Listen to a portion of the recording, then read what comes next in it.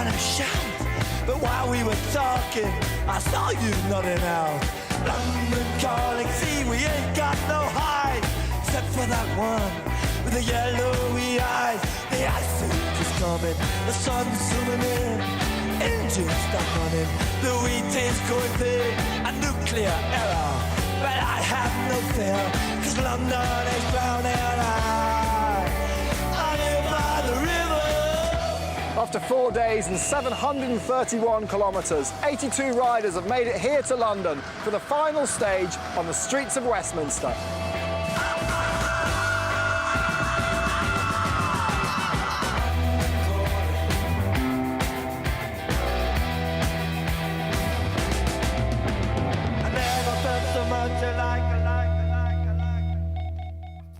Mark Cavendish won the warm-up race, the Bob Chicken London Grand Prix. When the main event arrived, Maurizio Ardila found he was not short of Colombian support.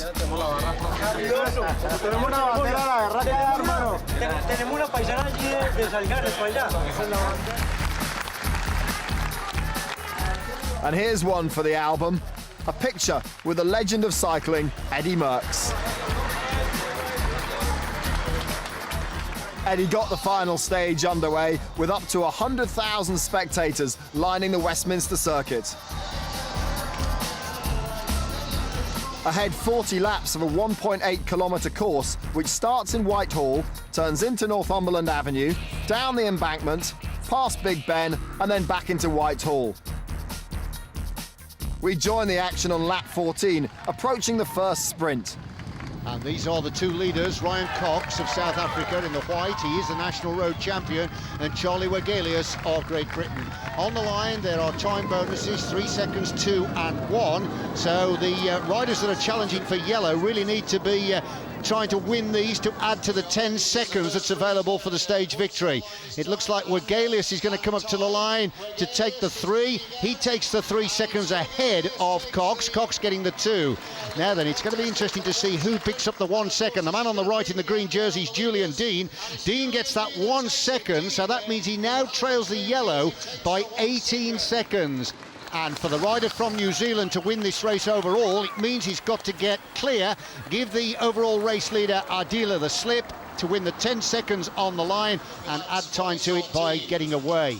Now then, we're moving towards the closing stages of this thrilling stage in Westminster. A little break has developed. It's Kieran Page of Great Britain, David McCann of Ireland, Bradley Wiggins of the Credit Agricole team, and Nico Maton, who is from Belgium, riding on the Relax Bodysoul squad. None of these riders can threaten the yellow jersey. In fact, the man in the yellow jersey, that is Maurizio Ardila, must be rubbing his hands with glee. Well, the Quick Step Davitamon team are very keen for a chance at another sprint finish. But in here, we've got Bradley Wiggins, born not far from here, actually, and he is very keen to give this crowd, tens of thousands of people, a real good show today. And of course, this flat course is suiting his track legs, and really what a magnificent job the London Development Agency and the London Tourist Board and the Mayor's Office have done, getting these roads closed down and attracting huge crowds. And of course, this a dress rehearsal for the Tour de France when it comes to London next. The little group weaving its way back down the finishing straight. Are they going to do it? That gap is being nibbled away all the time by the fast-moving bunch, and it looks like an attack here developing off the front. That's Wiggins. Wiggins is going clear. He wants the stage victory. That really would be a popular finish to this tour. Well, it would be a fantastic victory, but there's still some distance to go. It is a long way on your own, especially when you've got entire teams like the Quick Step Davitamon group coming behind. Well, another attack on the left there. Looks like another one of the British riders trying to take off, but of course Wiggins is riding on the Credit Agricole team, and it'll be the bell next time. Wiggins surely can't hold off the might and the power of the big field. Nico Maton is sitting in the wheel of Wiggins. They need to get on with this and start to swap the turns evenly. Any pause now, if either of them decide they're not going to take a turn at the front, they will instantly be swallowed. It's really going to be touch and go, and both of them have to be fully committed to have any kind of a chance. Well, it looks as though that their break is finally going to end as the field are now coming up to them. They've enjoyed their exposure in front of the big crowd here, but it isn't going to prove to be fruitful as Paneria take up the chase on the front. That was Brett Lancaster, one of the Australian team pursuit specialists. He's obviously looking after the interests of their sprinter, and that is Alberto Baraggio, the Argentinian. Well, imagine getting that close on your home ground, less than a minute to go to the finish, and getting swallowed by the peloton. But that is the chance you take, and Bradley can't sprint. That was the best opportunity he could have hoped for. Well, this race is on fire now as we near the closing stages of the penultimate loop, and there's a lot of riders fancy their chances for this stage.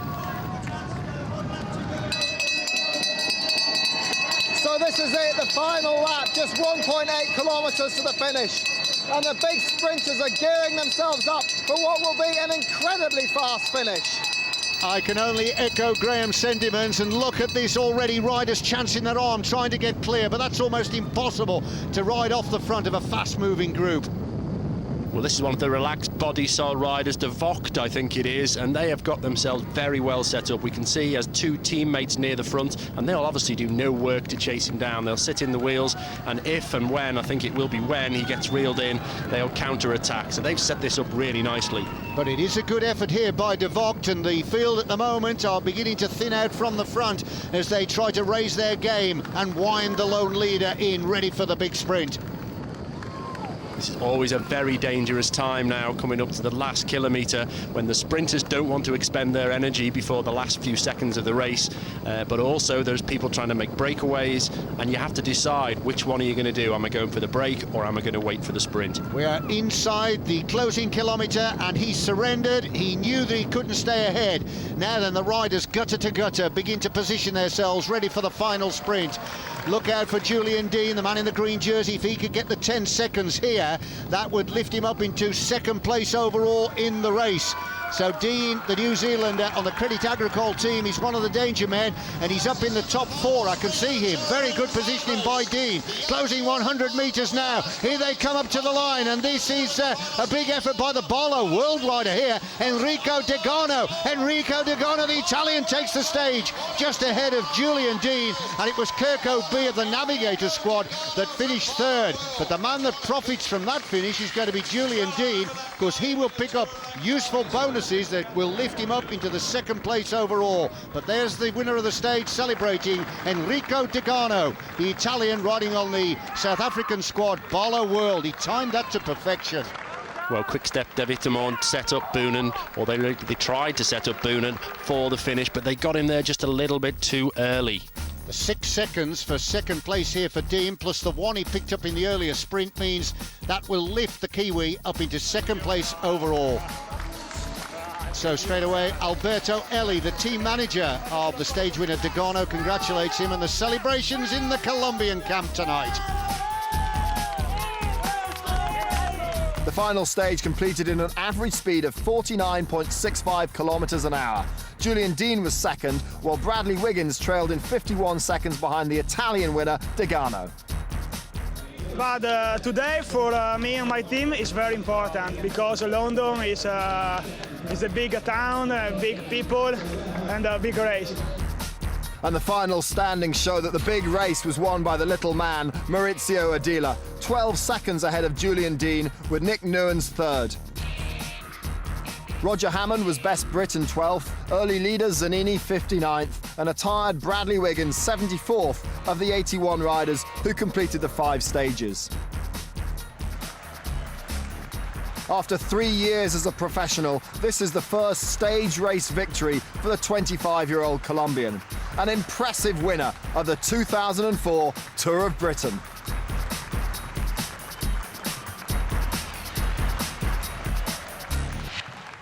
Bueno, bastante contento porque es mi primera victoria importante y bueno, hay que disfrutarla. El equipo hizo lo máximo para lograr este triunfo y es dedicárselo a ellos y agradecerle a ellos y a toda la colonia colombiana que hemos visto acá. Ya me gustaría con quien esté el próximo año que lo hiciéramos. Le he pasado bastante bien, la gente de maravilla, ha sido yo creo que una carrera muy bonita, la organización, esperando que siga. Ya vemos que Inglaterra tiene mucha afición y por qué no hacer una vuelta aún más grande de lo que ya lo es. In the other competitions, Ben Day took the King of the Mountains prize. Julian Dean won the Halfords green jersey with 54 points, 16 clear of Tom Boonen, and Rodney Green led the sprint competition from start to finish.